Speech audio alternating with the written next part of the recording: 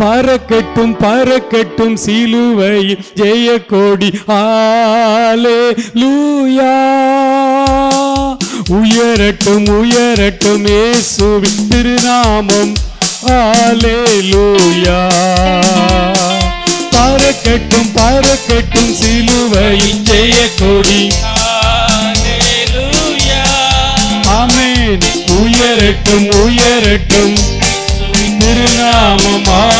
அல்லேலூயா. கால் மிதிக்கும் தேசமெல்லாம் என் கர்த்தருக்கு சொந்தமாகும்.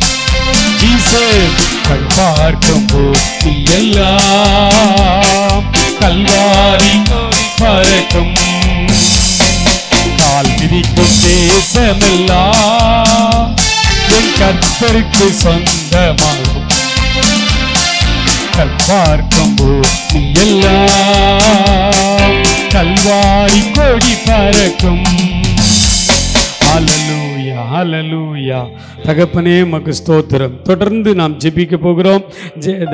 பெனியல் டிவியிலே செய்தி கொடுக்கிற எல்லா ஊழியர்களையும் அவருடைய ஊழியங்களையும் கர்த்தர் ஆசீர்வதிக்க வேண்டும். மிகுந்த ஜெபத்தோடும் மிகுந்த தாகத்தோடும் இந்த டிவி ஊழியத்தில் தங்களுடைய செய்திகளை தங்களுடைய ஊழியங்களை அனுப்பி கொண்டிருக்கிற எல்லா ஊழியக்காரர்களையும் ஆண்டவர் தம்முடைய கிருபை நிறைந்த கரத்தினாலே அவர்களை மூட வேண்டும். அவருடைய ஊழியங்களை முதலாவது அவர் ஆசீர்வதிக்க வேண்டும். அதற்காக நாம் எல்லாரும் ஜெபிக்க போயிருந்தால் ஒவ்வொரு விதமான ஊழியங்கள் உண்டு. ஊழியங்களிலே பல விதங்கள் உண்டு. ஆனால் ஆவியானவர் ஒருவரே. ஒரே ஆவியானவர் எல்லா காரியத்திலும் செயலாற்றுகிறபடியினாலே வெவ்வேறு விதமான செய்திகள் வெவ்வேறு விதமான ஜெபங்கள் குடும்பங்களுக்குள்ளே கடந்து செல்கிறது. லட்சக்கணக்கான இணைப்புகள் இந்த பெனியல் டிவியிலே கொடுக்கப்பட்டிருக்கிறது. அந்த எல்லா இடங்களிலும் ஆண்டவருடைய இந்த ஊழியக்காரர்களுடைய பல வகையான இந்த ஊழியங்களினாலே அவர்கள் ஆசீர்வதிக்க வேண்டும். ஆண்டவர் அப்படிப்பட்ட கிருபைகளை தர வேண்டும். விசேஷமாக இதிலே செய்தி கொடுக்கிற எல்லா ஊழியர்களுடைய சுகத்தை விரும்புகிற தேவன். ஊழியக்காரர்களுடைய ஹெல்த்தை ஆண்டவர் பாதுகாத்துக் கொள்ள வேண்டும்.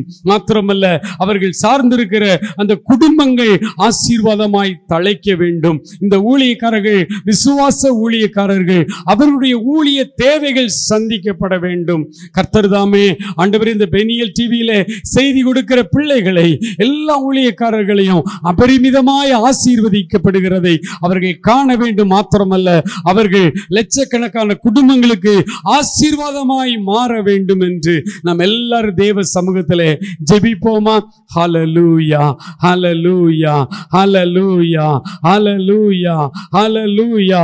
தம்முடைய தயவுள்ள சித்தத்தின்படியே ஆவியானவர் தாமே ஆண்டவரே கிருபை வரங்களை நீர் பகிர்ந்தளித்திருக்கிறபடியினாலே வெவ்வேறு கிருபை வரங்களை பெற்றுக்கொண்ட தேவதாசர்கள் ஆண்டவரே இந்த பெனியல் டிவியின் மூலமாய் ஆண்டவர்களுடைய செய்திகளை கொடுத்து கொண்டிருக்கிறார்கள். அப்பா அந்த செய்திகள் பல்லாயிரக்கணக்கான மக்களுக்கு ஆறுதலையும் தேறுதலையும் ஆசீர்வாதத்தையும் கொண்டு வருகிறது. ஆண்டவரே ஆண்டவரே உமக்கு ஸ்தோத்திரையா. அந்த ஊழியர்களை ஆசீர்வதியும், அவருடைய தேவைகளை சந்தியும், அவருடைய குடும்பங்களை ஆசீர்வதியும். ஊழியர்களுடைய சுகத்தை விரும்புகிற தேவன் அவருடைய சரீரத்தை பலப்படுத்தும். ஆண்டவரே தகப்பனே உமக்கு நன்றி. ஆண்டவரே உமக்கு நன்றி.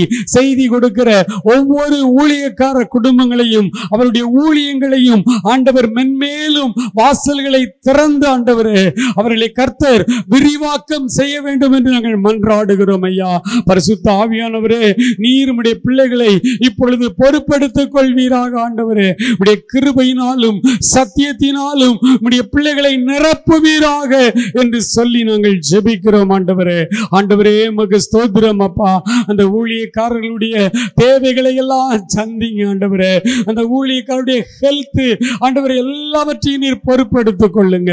உம்முடைய கரம் எஸ்ராவின் மேல் அமர்ந்த கரம் ஆண்டவரே எங்கள் இதிலே இதிலே செய்தி கொடுக்கிற எல்லா ஊழியக்காரருடைய சிரசின் மேலும் எஸ்ராவின் மேல் அமர்ந்த கரம் அமரட்டும். அப்பா ஆண்டவரே உமக்கு நன்றி.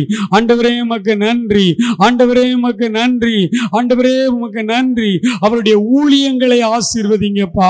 அப்படி ஊழியங்கள் பெருகட்டும் ஆண்டவரே. ஆண்டவரே, இன்னும் இன்னும் இன்னும் ஆண்டவரே, லட்சங்களுக்கு உம்முடைய பிள்ளைகள் ஆசீர்வாதமான பாத்திரமாய் இருக்க கர்த்தர் உதவி செய்தருளும். ஆயிரக்கணக்கான மக்கள் ரட்சிப்பை கண்டடைய இந்த ஊழியக்காரர்களுடைய ஆண்டவரே செய்திகள், ஜெபங்கள் இந்த டிவியின் வழியாய் செல்லுகிறதை கர்த்தர் ஆசீர்வதிக்க வேண்டும் என்று நாங்கள் மன்றாடுகிறோம் ஆண்டவரே. தகப்பனே, உமக்கு நன்றி, நன்றி ஆண்டவரே, நன்றி ஆண்டவரே. ஊழியக்காரர்கள் ஒவ்வொருவரையும் ஆசீர்வதியும், ஒவ்வொருவரையும் ஆசீர்வதியும், கிருபைக்குள்ளே தாங்கிக் கொள்ளும் ஆண்டவரே. ஹல்லேலூயா, ஹல்லேலூயா, ஹல்லேலூயா, ஹல்லேலூயா, ஹல்லேலூயா.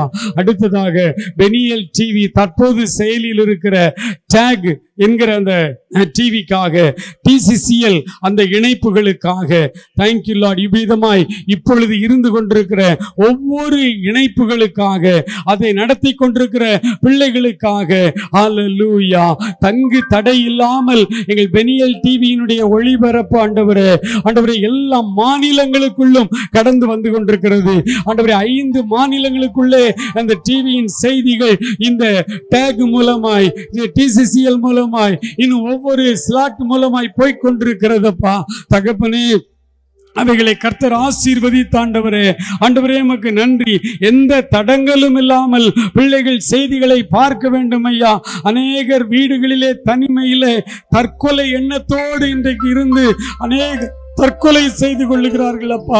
அந்த தற்கொலைகள் எல்லாம் தடுக்கப்பட வேண்டும் ஆண்டவரே, நிறுத்தப்பட வேண்டும் ஆண்டவரே. அந்த வீடுகளின் கேபிள்களுக்குள்ளே உம்முடைய வல்லமை கடந்து சென்று ஆண்டவரே, இந்த ஜனங்களோடு நீர் பேசணும். ஒரு வார்த்தை பேசும் ஆண்டவரே, அவருடைய சாவு தடுத்து நிறுத்தப்படுகிறது ஆண்டவரே. உமக்கு நன்றி. அடிப்பட்ட அற்புதங்களை கடந்த நாட்களிலே நீர் செய்து கொண்டிருக்கிறீர், தொடர்ந்து செய்து வருகிறீரப்பா. ஆண்டவரே உமக்கு நன்றி, நன்றி, நன்றி. இணைப்பு கொடுத்த எங்களுடைய பெனியல் டிவி கடந்து செல்லுகிற ஒவ்வொரு இணைப்புகளிலும் கர்த்தருடைய கரம் இருக்கட்டும். அந்த இணைப்பை கொடுக்கிற ஆண்டவரே, அந்த அருமையான ஆண்டவரே, அந்த நிறுவனத்தார் ஆசீர்வதிக்கப்பட வேண்டும் ஆண்டவரே. ஹல்லேலூயா, ஹல்லேலூயா.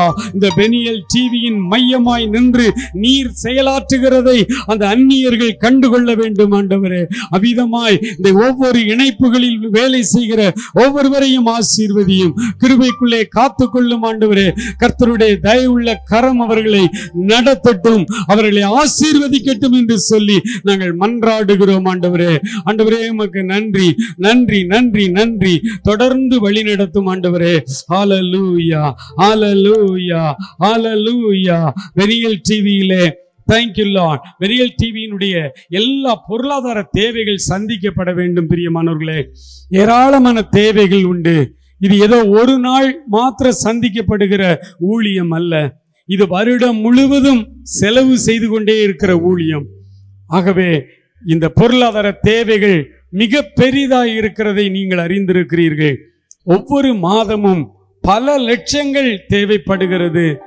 அத்தனை குடும்பங்களுக்குள்ளே ஆசீர்வாதமாய் செல்லுகிற இந்த டிவி நிறுவனத்தாருக்கு அல்லது இந்த டிவியினுடைய செலவுகளுக்கு பொருளாதார தேவைகள் அதிகமாய் இருக்கிறது. கர்த்தர் ஆங்காங்கே இதை கொடுத்து தாங்குகிற பிள்ளைகளை எழுப்பி கொண்டிருக்கிறார், எழுப்பி வருகிறார்.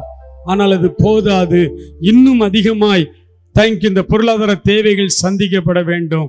நாம யார்கிட்டையும் போய் கேட்க முடியாது. எஜமானுடைய கைகளை நோக்கி இருக்கிற வேலைக்காரன் வேலைக்காரியுடைய கண்களை போல. Thank you Lord, thank you Jesus.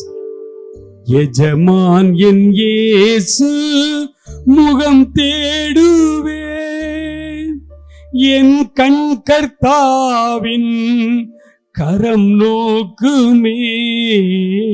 எஜமான் என் இயேசு முகம் தேடுவேன், என் கண் கர்த்தாவின் கரம் நோக்குமே. எனக்கு ஒத்தாசை அவரால் கிடைக்கும், எனக்கு ஒத்தாசை அவரால் கிடைக்கும்.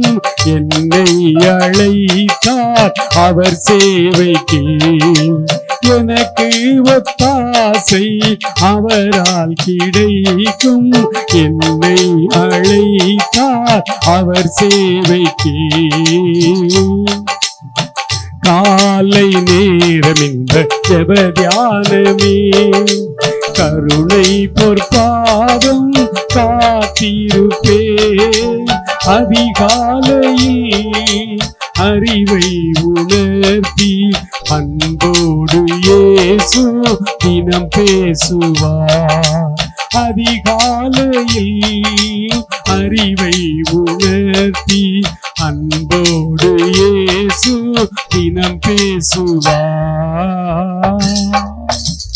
ஸ்தோத்திரம் ஆண்டவரே, நன்றியோடுமை துதிக்கிறோம், நன்றியோடுமை துதிக்கிறோம் ஆண்டவரே. சேஷமாக ஆண்டவரே பொருளாதார தேவைகளுக்காக நாங்கள் உம்மிடத்தில் மன்றாடுகிறோம் ஆண்டவரே. எங்களுக்கு ஒத்தாசை வரும் பர்வதங்களுக்கு நேராய் என் கண்களை ஏறெடுக்கிறேன். வானத்தையும் பூமியும் உண்டாக்கின கர்த்தரிடத்திலிருந்து எனக்கு ஒத்தாசை வரும் என்று சொன்ன தாவீதின் மனோபாவத்தோடு உம்முடைய முகத்தை நோக்கி பார்க்கிறோம் அப்பா. உம்முடைய கரங்களை நோக்கி பார்க்கிறோம் அப்பா. எஜமான் நீர் ஆண்டவரே, இது உங்க ஊழியம் ஆண்டவரே. எங்கள் தேவைகளை சொல்வதற்கு மட்டும் நாங்கள் கடனாளிகளாய் இருக்கிறோம் ஆண்டவரே. ஸ்தோத்திரம் தகப்பனே. ஆவியானவருக்குள்ளாக ஆண்டவரே நாங்கள் எங்களுடைய மகா விசுவாசத்தின் மேல் உறுதி பண்ணி கொண்டு நாங்கள் உமக்குள் இப்பொழுது ஜெபிக்கிறோம் ஆண்டவரே. எங்கள் தேவைகள் சந்திக்கப்பட வேண்டும் ஆண்டவரே. இந்த அருமையான டிவி மினிஸ்ட்ரியினுடைய பொருளாதார தேவைகள் சந்திக்கப்பட வேண்டும் ஆண்டவரே. ஆண்டவரே, அநேகரை நீர் எழுப்பி இருக்கிறீரப்பா. இன்னும் புதிய புதிய ஆத்துமாக்களை ஆண்டவரே நீர் உள்ளத்தை தொடும்படியாய், உள்ளங்களை அசைக்கும்படியாய் இந்த பொருளாதார தேவைகளை சந்திப்பது உமக்கு லேசான காரியம் ஆண்டவரே. நீர் சந்தித்து தருவீரப்பா ஆண்டவரே. ஒவ்வொரு மாதமும் விசுவாசத்தோடு உம்மை நோக்கி பார்க்கிறோம் என் தகப்பனே. ஒவ்வொரு மாதமும் நீர் கிருபையாய் ஆண்டவரே தேவைகளை சந்தித்து கொண்டே வருகிறீர் ஆண்டவரே. அதே போல ஆண்டவரே வருகிற மாதமும் எங்களுடைய எல்லா பொருளாதார தேவைகளிலும் ஆண்டவரே எஜமான் அற்புதம் செய்யும்படியாக நாங்கள் மன்றாடுகிறோம் ஆண்டவரே. நீ பண்டக சாலையை திறந்து கொடும், எங்களை தாங்கிக் கொள்ளும். இந்த ஊழியத்தை நீர் நடத்துகிறீர் என்பதை ஜனங்கள் உணர்ந்து கொள்ள ஏற்ற நேரத்திலே ஏற்ற மக்களுடைய உள்ளத்தை எழுப்பி ஆண்டவரே கர்த்தர் எங்களுக்கு அனுக்கிரகம் செய்வீராக என்று சொல்லி நாங்கள் மன்றாடுதலோடு ஜெபிக்கிறோம் ஆண்டவரே. தகப்பனே, தொடர்ந்து சகாயத்தை ஆண்டவரே எங்கள் கிருபைகளை நீங்கள் ஏற்படுத்தி தரும்படியாக நாங்கள் மன்றாடி ஜெபிக்கிறோம் ஆண்டவரே. ஹல்லேலூயா, ஹல்லேலூயா, ஹல்லேலூயா, ஹல்லேலூயா, ஹல்லேலூயா. தகப்பனே உமக்கு நன்றி, நன்றி, நன்றி ஆண்டவரே. இறுதியாக முக்கியமான ஒரு காரியத்துக்காக நாம் ஜெபிக்க போகிறோம். இந்த டிவியை பார்த்து கொண்டிருக்கிற, இந்த ஜெப நேரத்தில் ஜெபித்து கொண்டிருக்கிற, எங்களோடு இணைந்து கொண்டிருக்கிற ஒவ்வொருவரும், ஒருவேளை ஒரு சிலர் தற்செயலா இப்பதான் நான் பார்க்கிறேன்னு சொன்னா நீங்களும் எங்களோடு ஜெபத்தில் இணைந்து கொள்ளுங்கள். இந்த டிவியினுடைய நிகழ்ச்சிகள் தடுக்கப்பட வேண்டும் என்று சொல்லி, இந்த டிவி நிகழ்ச்சிகள் ஒன்றுமில்லாமல் ஆக வேண்டும் என்று சொல்லி சத்துரு கங்கணம் கட்டி தன்னுடைய எதிரிகளை ஏற்படுத்தி கொண்டு வருகிறார். இதற்கு எதிராய் சத்துரு கிரியை செய்து கொண்டிருக்கிறார். அந்த கிரியைகள் எல்லாம் முறியடிக்கப்படும்படியாக நாம் சத்துருவை கட்டி ஜெபிக்க போகிறோம். ஹல்லேலூயா, ஹல்லேலூயா, ஹல்லேலூயா. ஆண்டவரே, எங்கெல்லாம் நீதிகள் பிரசங்கிக்கப்படுகிறதோ, எங்கெல்லாம் உம்முடைய ஊழியம் உத்தமமாய் நடைபெற்றுக் கொண்டிருக்கிறதோ, அங்கெல்லாம் சத்துரு தன்னுடைய கரங்களை உயர்த்துகிறதை பார்க்கிறோம். ஹல்லேலூயா, ஹல்லேலூயா, ஹல்லேலூயா, ஹல்லேலூயா, ஹல்லேலூயா, ஹல்லேலூயா. தகப்பனே, எல்லா எதிர்ப்புகளும் இந்த டிவிக்கு விரோதமாய் வருகிற எல்லா தடைகள் இயேசுவின் நாமத்தில் விலகுவதாக என்று சொல்லி நாங்கள் மன்றாடுகிறோம் ஆண்டவரே. கிருபையாய், கிருபையாய் நீர் காத்துக் கொள்வீராக. இந்த எல்லை எங்கிலும் உடைய பிரசன்னம் மூடிக்கொள்ளட்டும் ஐயா. எல்லா உபகரணங்களையும் உடைய வல்லமை மூடிக்கொள்ளட்டும் ஆண்டவரே. ஆண்டவரே உமக்கு நன்றி, நன்றி ஆண்டவரே, நன்றி ஆண்டவரே. வானத்தின் பலகணிகளை திறந்த ஆண்டவரே. தகப்பனே, இந்த டிவி ஊழியத்திற்கு விரோதமாய் வருகிற எல்லா சத்துரு தடைகளை ஆண்டவரே கர்த்தர் ஆவியானவர் கொடியேற்றி ஆண்டவரே தடுத்து நிறுத்தும்படியாய் நாங்கள் மன்றாடுகிறோம் ஆண்டவரே. ஹல்லேலூயா, ஹல்லேலூயா. தொடர்ந்து நீர் வழி நடத்தும் ஆண்டவரே. ஹல்லேலூயா.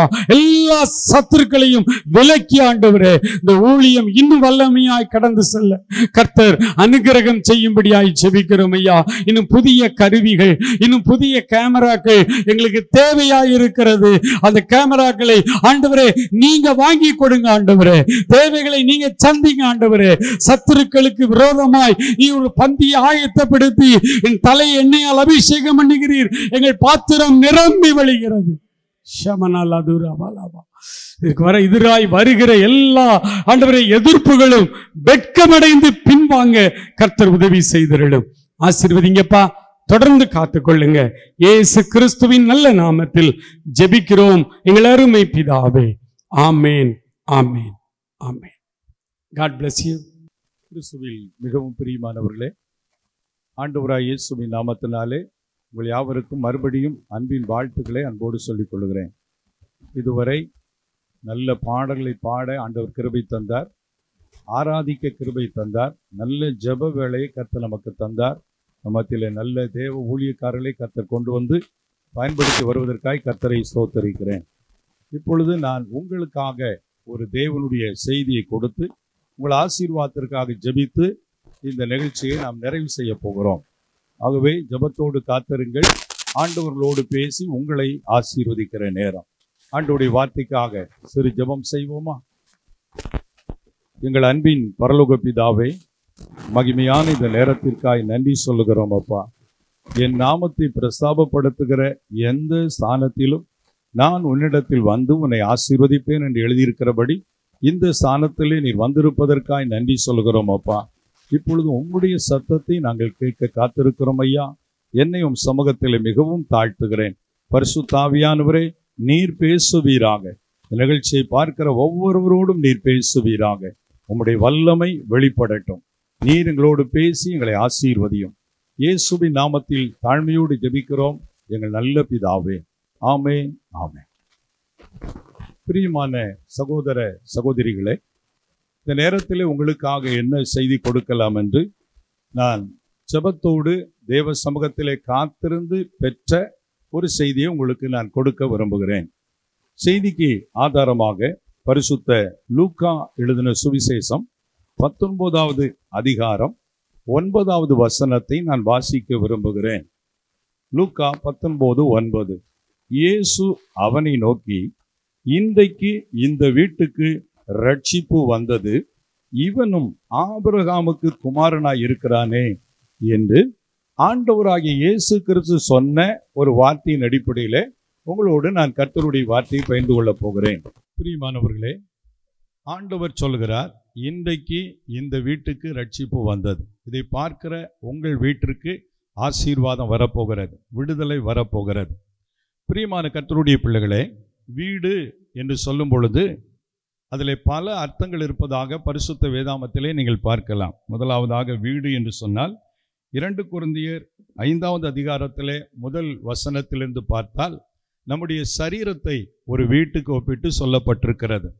அடுத்தபடியாக 1 தீமோத்தேயு 3வது அதிகாரம் 15வது வசனத்தை நீங்கள் பார்த்தால் சபையை குறித்து வீட்டிற்கு ஒப்பிட்டு சொல்லப்பட்டிருக்கிறது. அடுத்து யோவான் 14வது அதிகாரத்தில் 2வது வசனத்தை வாசித்து பார்த்தால் பரலோகத்தை வீட்டிற்கு ஒப்பிட்டு சொல்லப்பட்டிருக்கிறது. இப்படி பல அர்த்தங்கள் இருந்தாலும் வீடு என்று சொல்லும் பொழுது பொதுவாக ஒரு குடும்பத்தை குறிக்கிற காரியமாக இருக்கிறது. ஆகவே ஆண்டவர் இன்றைக்கு உங்களை இந்த செய்தியை பார்க்கிற உங்கள் குடும்பத்திலே ஒரு ரட்சிப்பை தரப்போகிறார். ஒரு அல்லேலூயா சொல்லுவோமா? ரட்சிப்பு என்று சொல்லும் பொழுது அதற்கு மூல பாஷையிலே கொடுக்கப்பட்டிருக்கிற வார்த்தையிலிருந்து பல அர்த்தங்கள் அதற்கு கொடுக்கப்படுகிறது. ரட்சிப்பு என்றால் பொதுவாக விடுதலை என்று சொல்லப்பட்டாலும் கூட அது ஒரு மனிதனுடைய பாவத்திலிருந்து அவனை மன்னித்து பாவத்திலிருந்து விடுதலை கொடுக்கிற அந்த ரட்சிப்பை குறித்து சொல்லப்பட்டிருக்கிறது. அதனால்தான் இயேசு என்ற பெயரினுடைய அர்த்தமே அவர் தமது ஜனங்களின் பாவங்களை நீக்கி அவர்களை ரட்சிப்பார் என்று நாம் மத்தேயு 1ஆம் அதிகாரத்தில் பார்க்கிறோம். அவை பாவ மன்னிப்பு என்று சொல்லக்கூடிய ரட்சிப்பை ஆண்டவர் உங்களுக்கு தரப்போகிறார், உங்கள் குடும்பத்தில் உள்ளவர்களுக்கு தரப்போகிறார். என் வீட்டில் நான் மாத்திரம் ரட்சிக்கப்பட்டிருக்கிறேன், இன்னும் மற்றவங்களா ரட்சிக்கப்படலை பிரதர் என்ற எண்ணத்தோடு இந்த செய்தியை பார்த்து கொண்டு இருக்கிறீர்களா? கர்த்தர் உங்கள் குடும்பத்தில் உள்ள ஒவ்வொருவரையும் ரட்சிக்க போகிறார். வேதம் சொல்லுகிறது, கர்த்தராகிய இயேசு கிறிஸ்துவை விசுவாசி, அப்பொழுது நீயும் உன் வீட்டாரும் ரட்சிக்கப்படுவீர்கள் என்று. ஆகவே நீங்க ஆண்டவர் விசுவாசித்தபடினாலே இந்த வசனத்தை சொல்லி நீங்க ஜெபம் பண்ணுங்க. உங்க கணவரை ரட்சிப்பார், உங்கள் பிள்ளைகளை ரட்சிப்பார், உங்க குடும்பத்துல யாரெல்லாம் இருக்கிறீங்களோ ஒவ்வொருவரையும் ஆண்டவர் நிச்சயமாக ரட்சிப்பார். இந்த செய்தியை பேசுகிற என்னுடைய குடும்பத்திலே முதலாவது என்னுடைய தாயாரை ஆண்டவர் ரட்சித்தார். ஆண்டவர் எங்க அம்மாவை தொட்டது நிமித்தமாக அதற்கு பின்பதாக ஒவ்வொருவரையாக தொட்டார். என்னை ஆண்டவர் தொட்டார், ஊழியக்காரனாய் மாற்றினார். என்னுடைய உடன் பிறந்தவர்கள் எல்லாரையும் கர்த்தர் தொட்டார். ரட்சிக்கப்பட்ட மருமக்கள் மாரை கர்த்தர் வீட்டுக்கு கொண்டு வந்தார். எங்க தகப்பனாரை தொட்டு ரட்சித்தார். இன்றைக்கு நாங்க எங்க குடும்பத்துல 3 பேர் முழு நேரமாக கர்த்தருடைய ஊழியத்தை செய்கிறோம். அதே போல உங்க குடும்பத்துல ஒருவர் ஆண்டவர் தொட்டுட்டாருன்னா எல்லாரும் நிச்சயமாக தொடுவார். அதற்கு நானே சாட்சி. ஆகவே தான் ஆண்டவர் சொல்லுகிறார், இன்றைக்கு இந்த வீட்டுக்கு ரட்சிப்பு வந்தது. உங்க வீட்டுக்குள்ள ரட்சிப்பை கர்த்தர் அனுப்ப போகிறார். கர்த்தருக்கு மகிமை உண்டாகட்டும். நான் சொன்னது போல ரட்சிப்பு என்ற வார்த்தைக்கு மூல பாஷையில் உள்ள அர்த்தப்படி பாவத்திலிருந்து மன்னிப்பு, விடுதலை மாத்திரம் அல்ல, அந்த ரட்சிப்பிலே பாதுகாப்பு என்ற ஆசீர்வாதம் இருக்கிறது. ஒரு மனிதன் தேவனுடைய பிள்ளையாய் மாறும் பொழுது அவன் இந்த உலகத்தில் உள்ள தீமைக்கெல்லாம் விலக்கி ஆண்டவர் பாதுகாக்கிறவராய் இருக்கிறார்.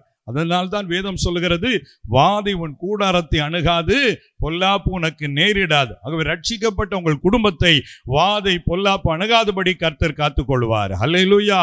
கொரோனாலாம் எல்லா பக்கமும் வந்து அநேகர் மரித்தாங்க. கர்த்தர் கிருபையினாலே எங்க குடும்பத்துல யாருக்கும் எந்த பாதிப்பும் வரல. கர்த்தர் பாதுகாத்தார். கர்த்தருக்கு மகிமை உண்டாகட்டும். அது மாத்திரமல்ல, இந்த ரட்சிப்பு என்ற வார்த்தையிலே ஆசீர்வாதமும் அடங்கி இருக்கிறது. ஆவிக்குரிய ஆசீர்வாதம், உலக ஆசீர்வாதம், சரீர ஆசீர்வாதமும் அதிலே அடங்கி இருக்கிறது. எல்லாவற்றிற்கும் மேலாக நித்திய பரலோக ஆசீர்வாதமும் ரட்சிக்கப்பட்ட ஒரு மனிதருக்கு வாக்கு பண்ணப்பட்டிருக்கிறது. ஆகவே இந்த வீட்டுக்கு ரட்சிப்பு வந்தது என்று சொன்னால் உங்க குடும்பத்துல பாதுகாப்பை தருவார், நன்மைகளை தருவார். இறுதியிலே நித்திய நன்மையினாலும் கர்த்தர் உங்களை நிரப்பி ஆசீர்வதிக்கிற தேவனாக இருக்கிறார். இதை பிரசங்கிக்கிற என்னுடைய குடும்பத்திலிருந்து நான் நிறைய சாட்சி சொல்ல முடியும். குறிப்பாக எங்களுடைய தாயார் ரட்சிக்கப்படுவதற்கு முன்பதாக எங்க வீட்டுல யாருமே ரட்சிக்கப்படலை. எங்க குடும்பத்துல அதற்கு முன்பதாக 2 தற்கொலை நடந்திருந்தது. எங்க பெரியம்மா, எங்களுடைய பாட்டி 2 பேருமே தற்கொலை பண்ணி மரித்திருந்தாங்க. ஒரு 40-45 வருடத்துக்கு முன்பதாக நடந்த சம்பவம். அப்படிப்பட்ட சூழ்நிலையில எங்க வீட்டுக்குள்ளே விஷ பூச்சி எந்த நேரம் வரும்னு தெரியாது. அது மாத்திரமல்ல, இரவு நேரத்துல பிசாசின் அபய குரல்கள். எங்க அம்மா தனிமையில இருக்கக்கூடிய வேளையில் எங்க அப்பா பிசினஸ் நிமித்தமா வெளியூர் போனா தனிமையில இருக்கும்போது பிசாசனுடைய அபயக்குரல் ஒரு பக்கம், இப்படிப்பட்ட பல போராட்டம் இருக்கிறதுனால அந்த நாட்கள்ல ஆண்டவர் அறியாத சூழ்நிலையினுடைய அம்மா குறி சொல்லுகிறவர்களை பார்க்க, ஜோசியக்காரர்களை பார்த்து போய், ஐயா என் வீட்டுல இப்படி இருக்கிறது, ஒரு நிம்மதி இல்லை என்று சொன்ன பொழுது அவர்கள் சொன்ன ஆலோசனை என்ன தெரியுமா? நீ உன் வீட்டை விற்று விடு, வேற வீட்டுல போய் குடியேறு, அந்த வீட்டுல சாபம் இருக்கிறது என்று சொன்னார்கள். எங்க அம்மாவுக்கோ பூர்வீக வீடு, சொந்த வீடு, அதை எப்படி விட்டு விட்டு போவது என்று யோசனையில் இருக்கும் பொழுதுதான் அருகில பக்கத்துல முக்கூடல் என்ற கிராமத்துல ஒரு டிஜிஎஸ் செனகன் அவர்கள் வந்து ஆண்டோடைய ஊழியத்தை நிறைவேற்றி இருக்கிறார்கள். அப்பொழுது அந்த கூட்டத்திலே கலந்து கொண்ட போது தனகன் அவர்கள் மூலமாய் தீர்க்க தரிசனம் வெளிப்பட்டு, என் வீடு சாபமா இருக்கிறது, என் வீட்டுல பிசாசின் போராட்டமா இருக்கிறது என்று கலங்கி வந்திருக்கிற மகளே, இன்றைக்கு இயேசுவை உன் வாழ்க்கையில கூப்பிடு, இயேசு உன் வீட்டுக்கு உன்னோடு கூட வருவார், அதே வீட்டை ஆசீர்வாதமாய் மாற்ற போகிறார் என்று தீர்க்க தரிசன வார்த்தை வெளிப்பட்ட உடனே எங்க அம்மா முதலாக அந்த கூட்டத்திலே ஆண்டவருக்கு தன்னை ஒப்பு கொடுத்தார்கள். ஒரு அல்லேலூயா சொல்லுவோமா? அதன் மூலமாக தொடர்ந்து ஆண்டவர் எங்க அம்மா மூலமா எங்க வீட்டுக்குள்ள வந்தார். அதன் பின்பு அதே வீட்டில் இருந்து ஜெபிக்க ஆரம்பித்தார்கள். ஜெபிக்க அந்த மாதிரி போராட்டம் எல்லாம் மாறினது. பின்பு அதே வீட்டை கர்த்தர் ஜெப வீடாய் மாற்றினார். கர்த்தருக்கு மகிமை உண்டாகட்டும். அது போல நீங்களும் கூட உங்க வீட்டுல சாபமா இருக்கு, ஒரே போராட்டம் பிரதர், நிம்மதியா தூங்க முடியல, நிம்மதியா வாழ முடியல, ஒரே சண்டை சச்சரவு என்ற நிலையில் இந்த செய்தியை பார்த்து கொண்டிருக்கலாம். கர்த்தர் சொல்லுகிறார், சகை வீட்டுக்குள்ளே வந்து ரட்சிப்பை கொடுத்த நான் வீட்டுக்குள்ளே இன்றைக்கு வந்து உனக்கு விடுதலையை தரப்போகிறேன் என்று கர்த்தர் சொல்லுகிறார். இயேசு வந்து விட்டால் விடுதலை தான். ஒரு அல்லேலூயா சொல்லுவோமா? பிரியமான கர்த்தருடைய பிள்ளைகளே, அதனாலதான் ஆண்டவர் சொல்லுகிறார், இன்றைக்கு இந்த வீட்டுக்கு ரட்சிப்பு வந்தது. சரி, வீடு என்று சொல்லும் பொழுது பல அர்த்தங்களை நான் சொன்னேன். உலக பிரகாரமாக பார்க்கும் பொழுது வீடு என்று சொன்னால் கட்டடத்தை குறிக்கிற காரியமும் வீடு தான். ஒரு குடும்பம் ஒரு வீடா இருந்தா கூட அந்த வீடு நம்ம வசிக்கிற கட்டடம் ஒரு வீடு தான். அதனாலதான் சிலர் வாடகைக்கு போகிற வீட்டுல அல்லது புதுசா கட்டின வீடுகள்ல போகும்போது அங்க பல தடைகள் இருப்பதை அவங்க பார்க்க முடியும். பழைய வீட்டுல நல்லா இருந்திருப்பாங்க, அந்த வீட்டுக்கு போனதுல இருந்து ஏதோ வியாதி வந்து கொண்டே இருக்கும், ஏதோ பிரச்சனை வந்து கொண்டே இருக்கும். அந்த வீட்டுக்கு வந்தாலே ஒரே போராட்டம். ஏன் தெரியுமா? இப்படிப்பட்ட நிலையிலே தான் அவர்களுக்கு ஆலோசனை கொடுப்பவர்கள் தவறா சொல்லி அவர்களை அந்த வீடு வந்து வாஸ்துப்படி கட்டப்படல, அந்த வீடு வந்து வாசல் நில வடக்கு பார்க்க இருக்கணும், இங்க பார்க்க இருக்கக்கூடாது, அது கிச்சன் சரியில்லை என்றெல்லாம் ஆலோசனை கொடுப்பார்கள். பிரியமானவர்களே, அந்த ஆலோசனை கேட்டு வீட்டை இடிக்கிறவங்களெல்லாம் இருக்கிறாங்க. நான் உங்களுக்கு ஆலோசனை கொடுக்கிறேன், வீட்டை இடிக்க வேண்டாம். அதே வீட்டில் இயேசுவை உள்ள கொண்டு வந்துட்டீங்கன்னா எல்லா வாசு பிரச்சனையும் அவர் சரி பண்ணிடுவாரு. ஆண்டவருடைய ஆசீர்வாதம் உங்க வீட்டுக்குள்ள வந்துடும். ஒரு அல்லேலூயா சொல்லுங்களேன். ஆகவே வாசுனால நிறைய பேர் ரொம்ப பயந்த நிலையில இருப்பாங்க. படி இடி, அத வாசல் இடி, இங்க வாசல் விடு, இந்த பிரச்சனை எல்லாம் வேண்டாம். நீங்க வேதத்தை வாசித்து பார்த்தால் பழைய ஏற்பாட்டிலே நீங்கள் பார்க்கிற பொழுது லேவியராமத்தின் புத்தகத்துல 14வது அதிகாரத்துல 33வது வசனம் முதல் 57வது வசனங்கள் வரை வாசித்து பார்த்தால் ஒரு வீடு கட்டப்படும் பொழுது அதற்கு இன்ன பரிகாரம் செய்யப்பட வேண்டும் என்று அங்கே சொல்லப்பட்டிருக்கிறது. பழைய பிரமாணத்தின்படி அதற்கு சில பலிகள் செலுத்தப்பட வேண்டும், சில காரியங்களை அங்கே வேதம் சொல்லுகிறது. ஆனா புதிய ஏற்பாட்டுக்கு நம்ம வரும்போது நமக்காக இயேசுவே சிலுவிலே பலியாகிவிட்டார். ஆகவே நம்ம ஆடுகளையோ மாடுகளையோ சேவலையோ ஏதோ பலி செலுத்த வேண்டியதில்லை. அந்த பலிகளுக்கு மேலாக விலையேறப்பட்ட ரத்தத்தை இயேசு சிந்தி விட்டார். அவருடைய ரத்தத்தை நீங்க வீட்டுல கொண்டு வந்துட்டீங்கன்னா வீட்டுல சாபம் எல்லாம் மாறிடும், ஆசீர்வாதம் வந்துடும். இதற்கு உதாரணமாக யாத்திராமத்தின் புத்தகத்தில் 12வது அதிகாரத்தில் 21 முதல் 24 வசனங்களை நீங்கள் வாசித்து பார்த்தால் அங்கே இஸ்ரவேலுடைய வீடுகளிலே நிலைக்கால்களிலே ரத்தம் பூசப்பட்ட போது சங்காரதூதன் உள்ளே நுழைய முடியல. அதை போல உங்க வீட்டுல இயேசுவின் ரத்தத்தின் வல்லமை கடந்து வரணும். அது மாம்ச கண்ணால பார்க்க முடியாது. விசுவாசத்தோட ஒருவேளை தண்ணீரை எடுத்துக்கொண்டு அதுல கை வச்சு இயேசுவே உம்முடைய ரத்தம் போல மாற்றும், இது தெளிக்கப்படுகிற பொழுது எல்லா சத்துருடைய கிரிகளும் அழிக்கப்படட்டும் என்று ஜெபித்து வீடுகளிலே தெளிக்கிற பொழுது கர்த்தர் சத்துருடைய கிரிகளை அழித்து போடுவார், சாப கிரிகளை அழித்து போடுவார். அந்த வீட்டில் இருக்கிற எல்லா பிரச்சனைகளை கர்த்தர் மாற்றி ஒரு ரட்சிப்பை தருவார். ஹல்லேலூயா.